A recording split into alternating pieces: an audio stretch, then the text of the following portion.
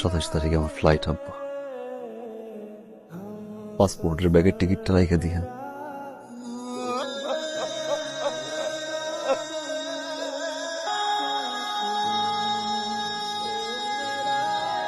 চিন্তা করুন না, ঘরে খরচ তো সব পাড়াই দিব, যা লাগে আমার জানাবেন না, আমি সব পাড়াই দিব।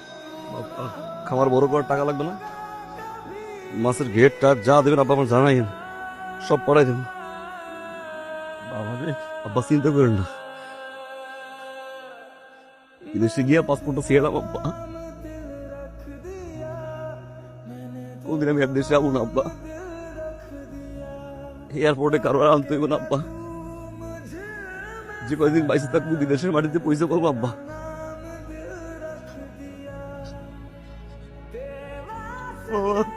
আমার বড় পুরোটা আর বউলের শ্বশুর করে যে পড়ে গেছে চলে যেতে দেখতে পারি বাবা।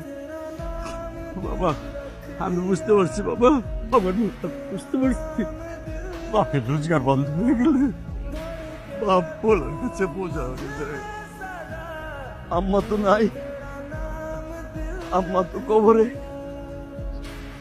আপনি একবার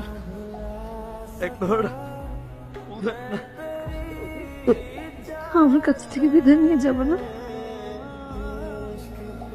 আমি জানি আমি ভুল করছি, আমার মাফ করবে না। যাই হোক, আমি তো এখনো তোমার বিয়ে করাবো, আয়সা দেখবে যে ঠিক একই ভাবে তোমার জন্য এখানে দাঁড়ায় আছে। পরে পারলে দেখা দেখ।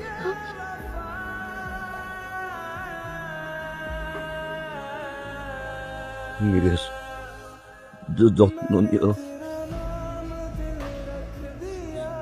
বাবা। যাই আমার যাওয়ার সময়